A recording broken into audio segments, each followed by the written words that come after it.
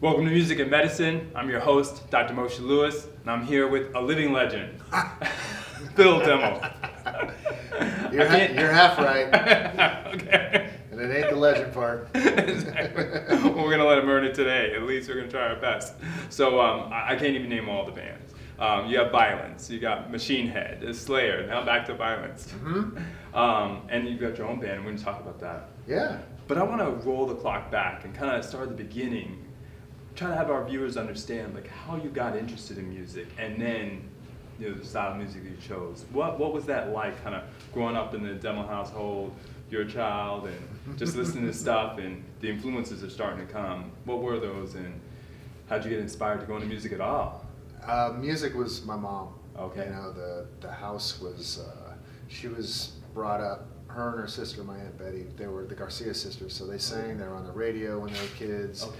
And so there was always a piano going on, she sang in the choir, she sang in a folk group, like a folk foro, whatever, you know, so I called them the Players, you know, you're gonna go with the Players, Mom, you know, and so my dad couldn't sing a lick, you know, he had no musical prowess at all, you know, he'd sing in church and I'd be like, no, so just tone deaf, you know, but super supportive, you know, my father was really supportive of all of what we did, so. So it was from my mom, you know, and hearing her she was an alto, so she'd do all these she would do not normal harmonies. She'd do the lower harmonies, which are harder to figure out, and so it was cool to kind of hearing them and hearing all the Engelbert Humperdinck and Mantovani records and Barbra Streisand and Neil Diamond, and you know, hearing some of their music and finding the local station that played the pop stuff was KFRC, you know, so it was Dr. Don Rhodes, and he was this personality that, you know, played I got into disco when I was, you know, in the mid-70s and stuff. I didn't know different styles of music. I just knew songs. You just absorbed it. Yeah, and I just loved it. I didn't know that, you know, I had my cousin Ron lived next door, and he was like 4 years older or so, and so he had Foghat and Aerosmith, and he had all the rock stuff, and he was in that way, and he saw one of my records. I remember him saying, you know, oh, Disco Dynamite, one of the K-Tel records. I'm not into disco, Mom. What do you mean? What is that? What's that style?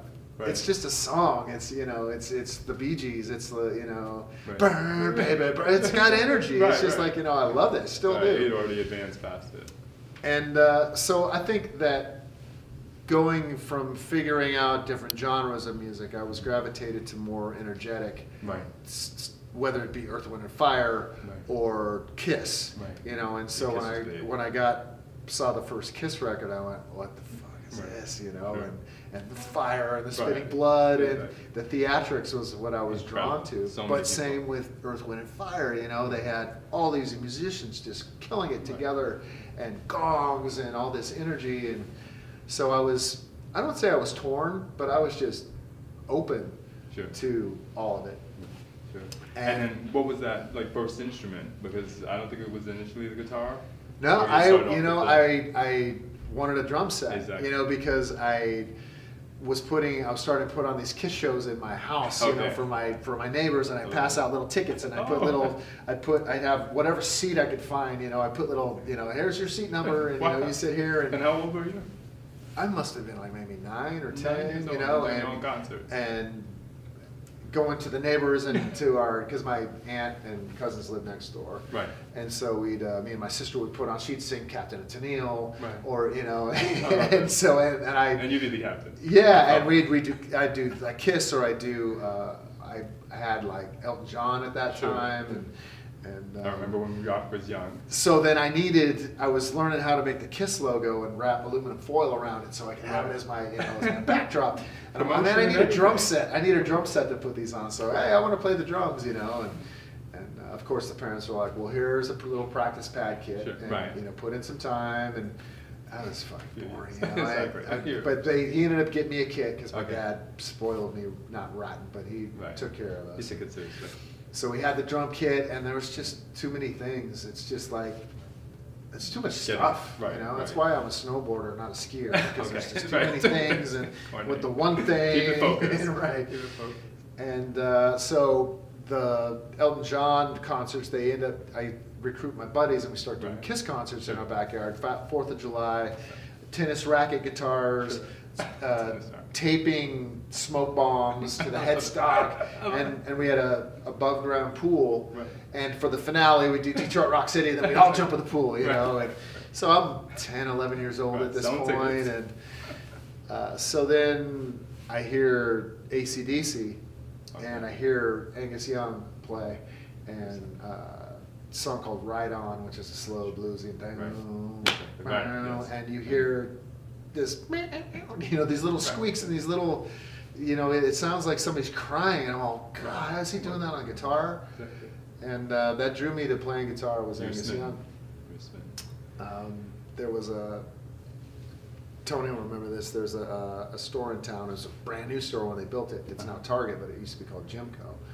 And you needed a membership to get, you know, you had to have a car to get in, and so if you weren't with your parents, you had to kind of piggyback on another family that's on there, so there's a family, and you just kind of walk close to them as they go in, and they had a music store or a music section there, and they had 8 tracks and cassettes with the big plastic things attached so you don't steal them, you know. Exactly right. But they had guitars on the wall, and they had like a Les Paul kind of cover knockoff guitar, and it didn't even have a name on the headstock. I couldn't even tell you who made it, but it was $42. And I told my dad, I said, hey, I want to play guitar, you know, and they've got one there, and he said, all right, well, save up for half of it, and we'll match you. Oh, that's good. You know? And you were how old at this point? I want to say 11 years old. Okay. And so I had a paper route. I was delivering the Oakland Tribune, maybe even to Tony's house. And no, actually, my route was on the other side of Silvergate. So I save my money. I get the $21. We go down and get the guitar, and I start taking a couple of lessons and learning how to play a little bit, and it just kind of blossoms from there. You know, I find some kindred spirits who are learning to play too, and we're into the same type of music. I'm gravitating towards AC/DC and some Black Sabbath and some heavier type of stuff. I'm still open to listening to, you know, Journey, and actually I loved Journey in junior high school. And Foreigner, exactly, and those bands. Zeppelin, not so much, because I thought that they were, I don't know, a little too. Didn't smoke pot. You know, I've never been a pot smoker, so they were just a little too psychedelic or a little bit. Yeah, a little bit. Plasticky. It wasn't into the Grateful Dead at all. You know, it's just a little. You know, I don't like the. As a musician, you know, people are. I hate the Beatles, man. You know, I just don't. I don't like the hippie Is it too type corny stuff. or too popcorn? I love the more Motown stuff, you know, and a little soul, a little bass. Yes, absolutely. And hard rock. Absolutely. And so I'm going in that direction. You know, I'm kind of in junior high school. I'm a rocker kid, but I'm also a jock. Right. You know, and I'm cool with, you know, growing up in Demmel, California. There's not a lot of diversity here at that point. You know, and so there's not a lot of, you know, you know, black people at our school or anything like that. So it's just like, I'm cool with everybody in a sense that, you know, it's like the Burnouts will accept me, you know, but they're not taking me in as one of their own. Me and my buddy Dave Culverhouse were kind of misfits. We're like, we would rotate, but we didn't belong to a clique, you know. So we got into the music. There was a guitar class in high school. I'm starting to write music. You know, my father's built our garage into a jam spot for us, so it's soundproofing it, so we have a place to rehearse. I mean, and you're getting the vibe of my dad being super supportive, you know, and just always, you know, kind of being there, and so I'm writing tunes, I'm meeting other people, playing at the high school, you know, playing at the junior high school. Dances for the junior high, you know, and playing covers and learning how to play cover tunes. And do you have your own official band by this point? Because now you're a teenager. You know, yeah. So my first band we're called On Parole. So, and we're playing covers. We're playing a couple originals that I've written. And they're all about, Iron Maiden was my favorite band at this point, and so there's a song called Hallowed Be Thy Name, and it's about this guy walking out to the gallows, he's going to be hung, and I just thought that was the coolest shit, and this is like, so all my songs are just about in that vein, Welcome to Music and Medicine. I'm here with Phil Demmel. He's got some kick-ass guitars. Oh, did I say that? These guitars are bad, and we just had to really understand a little bit more, not only about the design, but there's a lot of history here, and also some features that hopefully we can explain to the viewers what just some of those are. I know we can't go into all of them, but damn, they look so good. And you got a tribute guitar here. I do. Yeah, there's a lot going on.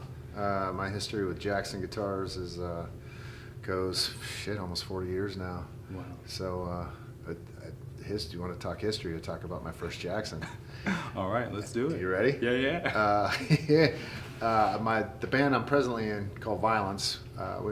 We started back when I was in high school back in '85, and I had another V-shaped guitar, and my buddy, I was a huge Randy Rhodes fan, so my buddy came into to acquire a Jackson shark fin, which was the Rhodes model, and he knew that I was really into that, and it was over like a bad weed deal or something like that, where he owes me for a bag of weed, so he took his guitar, and my 18-year-old mind, that's like, oh, all right, well, you're the owner, that's he was, so I traded my guitar for that guitar. Right.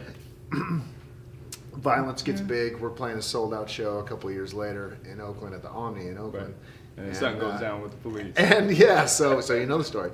And so I get pulled over in between songs, packed house, sold out, and the sound man says, hey man, I need you to, I'm sorry, but you got to come over here. So I go backstage, and the door opens up.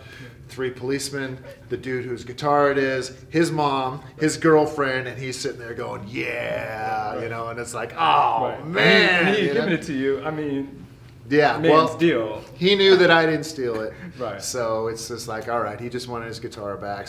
But I'm sitting in the back of a police car. Right. The band just continuing to play. The show's going on. Yeah, the show is this, like, the singer's like, I hope Phil doesn't get raped in jail. Next song, Exactly. My dad is at the show, right. Ex-Oakland cop. Right. So he comes out, flashes his badge, what's going on? Right. And clear this up. So he knew I didn't take it, so they weren't going to press charges. So I get out of the cop car, run back in, do a stage dive on the stage, borrow a guitar from the support act, and back in action. There you go. So, that's my first Jackson. Right, first time. But you mentioned a couple of quick words in there. So shark fin in the look. Just give us a little bit about that history, about the fact that there's some design here that even people like Van Halen, I think, have talked about or helped design, so that it's just more comfortable but also more cool looking. Yeah, the Flying V is always been kind of, Gibson was, I believe, the first to come out with that. But Jackson had, Robin Crosby was a band called Rat, which I'm sure you guys have heard of Rat, and he helped design the King V, which is where I've kind of taken my shape off of. It's the King V kind of template. Okay. And it's sharper edges, right. The headstock on a Jackson's really pointy, and so I like the way that it sits on my body. If anybody that watches me play guitar, if I put on a Strat or a Les Paul shape, they're tiny on me and they're up. I have my finger position is over here, and it's weird, and it looks like I call it a necklace because it's like right. a guitar necklace on me, and it just looks wrong, Just everybody's all, That's why I prefer the bigger guitars, and sure. I'm a bigger guy, so I need a bigger slab of wood to kind of be comfortable with. And Jackson was, I play metal, so you need pointy guitars. Right. And does it acoustically do some things too? I know you talk about like the length of the head and things. You want me to pick one up? Yeah. Exactly. So we'll start with this guy because Randy Rhodes was my dude, and in 2009 I was in Machine Head for 16 years, and we were on tour with Metallica, and I had put in a request. My buddy Brian McDonald at Jackson at the time, he's like, dude, you should do a polka dot, do a tribute guitar. Right. And so it's kind of, the finish is the same, polka dots on the headstock like this, but what I did with the Demolition was I did these little cutouts right here. So that's what makes it the Demolition King V different from the the standard King V. Usually the body line, the contour would be continued this way, but I did these cutouts here. Right. And when you say Demolition, so we don't lose them, that's your custom line that you now have. Yeah, it's got the name on the headstock. So since 2007, Jackson has put out a signature series V for me, the Demolition King V, and so it's man. You designed it. I did. Right. It's kind of cool. I still have the sketches of me, kind of like doing the cutouts here. Right. The setup is kind of a standard setup, other than the fact that for the pickups, these are just volume controls. Right. So one controls. I usually have this is the main pickup in your bridge here. So this closer, because there's a lot of choke offs that I do with the music. So I want this as close as possible. But there's, you see a bunch of guitars and metal players playing with, I got tone controls and I've got, phasing switches and all this like that. But everybody that I've known who's played metal has always had that tone knob all the way up, never used it. Right. So you got rid of I'm it. calling BS on the tone control on a metal guitar. Right. For me personally, Right. and so many people that I know don't even use them. So you've dropped it. I got rid of it. Two Right. volume controls, and the cool thing about that sometimes is you can turn one off and use the toggle like Randy Rhodes used to do, Okay. and you bounce it back and forth, so it's going between the hot pickup and the other one, and it gets like a Right. like a kill switch. You hear Morello do that a lot. Okay. So the Floyd Rose is something that I've always used. The tremolo, a lot of dive bombs, and I like the unfinished neck on the back. Because it doesn't gum up, because especially back in the day, drinking a lot of vodka on stage, drinking sweat and just all kinds of fluids going on. It doesn't gum up. It keeps it pretty slick. And maple neck. This one has like an alder body. So the wings, it's a 3-piece construction on these. So this neck piece goes all the way through. And this is all maple here. And then the wings are made out of alder. The fretboard is made out of ebony. Wow. And so this is my Randy Rhodes tribute. Right. And tell us a little bit about Randy Rhodes and what he meant to you. So Randy was a guitar player that, God, I was probably a teenager. And when I heard the ad for Ozzy Osbourne's Right. Crazy Train, we knew Sabbath and we knew AC/DC and stuff like that. But Ozzy had a new band. And I heard, this advertisement for the Day on the Green, which is a local festival that they would have here, and they have Bill Graham put on these festivals at the Oakland Coliseum, and these amazing lineups. You could go see AC/DC and Aerosmith and Sabbath and Mahogany Rush and all these bands for like $10. And, Wow. I couldn't go to a show until I was in high school. My mom was like, No way. I had the type of mom where, Right. you can grow your hair long as it's out of your face. So I had this stupid mullet going on, so it's out of my face, Mom, And, so there's an ad for this Day in the Green and Ozzy's new band, and you hear Crazy Train, that, I'm like, what is this, super metallic sound and super distorted, and get the record, love the record, and it's got this, Randall Rhodes, this crazy guitar player on there, and so love the record. We go see, it's my first show, it's 4th of July, 1981, and Ozzy's going on at 10 in the morning, so we're there at 6 a.m. getting in line, and I see this little tiny guy, and he is just, the guitar is just huge on Bigger him. than him. Like, yeah, and it's like if you see the pictures of him, his fingers are like tiny against the fretboard, and he's just owning the stage. Ozzy's this, madman or whatever, and Randy is just so passionate about, and you're just feeling every note that he's playing. Right, And it it's comes like, out. He had me at that point. It's just like, who is this guy? And loved was really inspired by, my playing doesn't really mirror his, or a little bit influenced. I'm more influenced by his passion for the music, and Right. how you felt it on stage. Sure. You knew what he was doing. You knew what he was feeling. There's It certain came across. players He that- emotes. He does. He emotes through his instrument and through his through his body. It's Angus Young's the reason why I play guitar, for the same reasons, in his playing. Right. because you feel what Angus is playing, and so players like that, like Morello, and all this conviction, that. So he was the one, and I've, been a disciple since. I have. I've got this huge. I don't know if I can show it to you or not. I got this huge Brandy tattoo on my leg. It's a family show probably, so we might not go there. But so at the same time, my number 2 guitar player is Michael Chanker. So this is it's pretty dirty because it's been, pulled it out. I like to keep things real. Right. Exactly right. So this is another Demolition King V, but it has the fixed bridge on it, so it doesn't have the floating Floyd Rose on it, because that's what Michael played. Same deal with the volumes and the setups. This one, so he's got the split in the back. That's the Michael style, but I did it on the King V, which is the Jackson 3-3 headstock, which means 3 on either side, as opposed to the 6. Where Jackson has them all lined them up this way. So, story with this guy. So Michael Chanker played in UFO. He played in the Scorpions when he was 15 years old. Wow. Just prodigy, just natural guitar player. A little crazy, and I think he'd admit that. But I love his style and the way, again, how you understand what he's feeling. And right. So. We're playing, Machine Head is playing Wacken Festival in Germany, so it's 80,000 people. It's crazy. Scorpions are playing. They're actually playing before Machine Head. So I have a chance to, I met Rudolf Chanker, who was in the Scorpions, played the same guitar. Right, is that his brother? Yeah, his brother.